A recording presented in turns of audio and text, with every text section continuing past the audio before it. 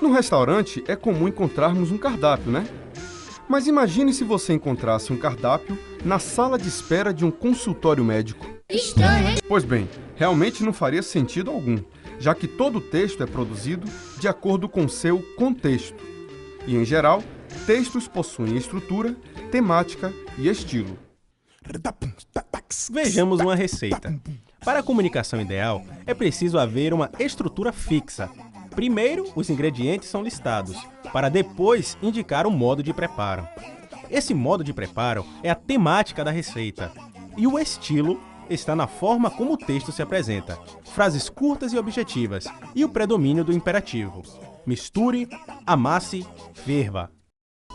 A formação de um gênero textual é influenciada pela função a ser desempenhada, pelo público a que se propõe alcançar, pela mensagem a ser transmitida, enfim, pelo contexto em que é estruturado.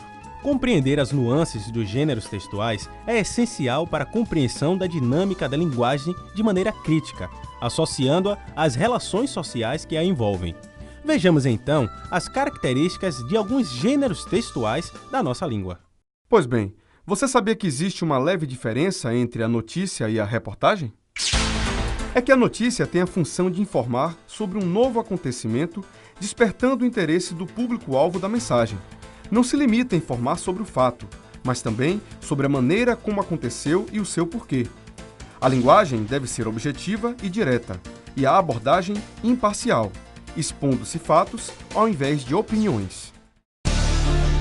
Já a reportagem vai além da notícia e traz não só o detalhamento do fato, mas também o aprofundamento do que aconteceu.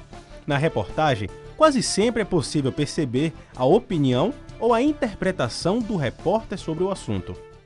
Existe também a crítica, um gênero textual livre, onde elementos como impessoalidade e o vocabulário adotado podem variar de acordo com o público a que é destinada.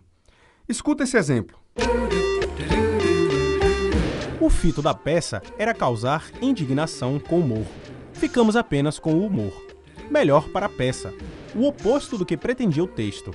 Em vez de conscientizar a população, deixa relaxada e passiva diante das poucas indignações no espetáculo. Henrique Wagner. Geralmente, a crítica aparece em jornais e revistas e se destina à análise qualitativa de um objeto cultural. No caso que acabamos de escutar, era uma crítica de peça teatral. Nesse gênero textual, o autor visa convencer o leitor sobre o seu ponto de vista.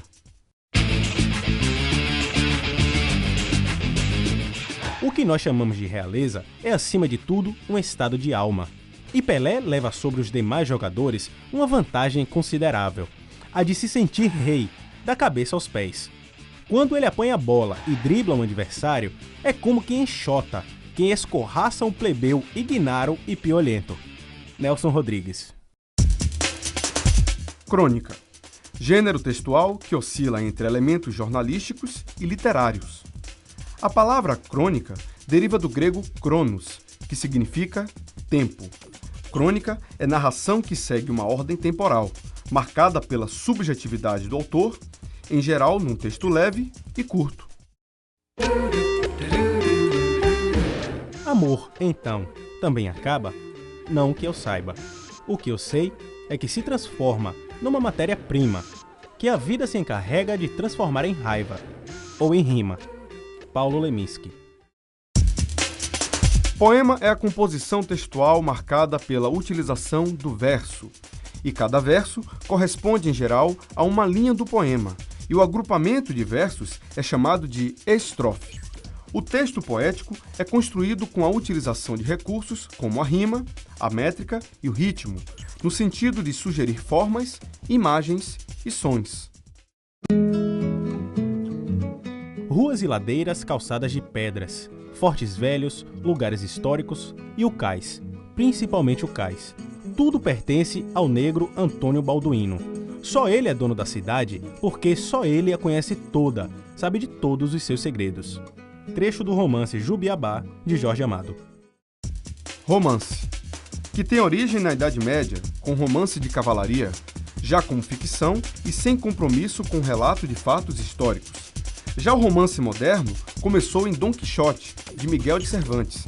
A partir daí, vai se transformando até chegar ao século XIX, quando é publicado em folhetins com as características que conhecemos hoje.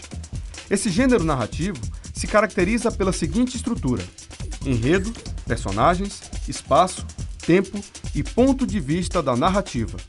Agora vamos pegar um tema. Por exemplo, fome. Esse tema pode aparecer nos mais variados gêneros textuais que vimos hoje.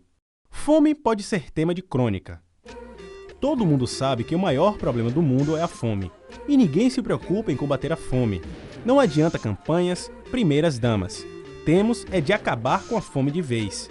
Já está na hora de a medicina e os cientistas do mundo descobrirem um jeito de a gente sobreviver, e bem, sem comer. Mário Prata. Fome aparece em notícia.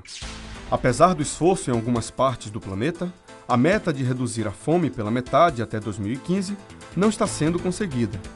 A fome e a desnutrição, diz o relatório da ONU, levam à morte todos os anos mais de 5 milhões de crianças, a maioria nos países em desenvolvimento.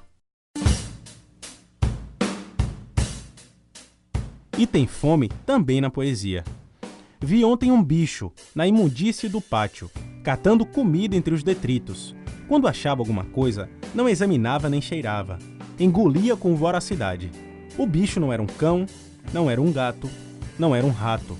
O bicho, meu Deus, era um homem. Manuel Bandeira.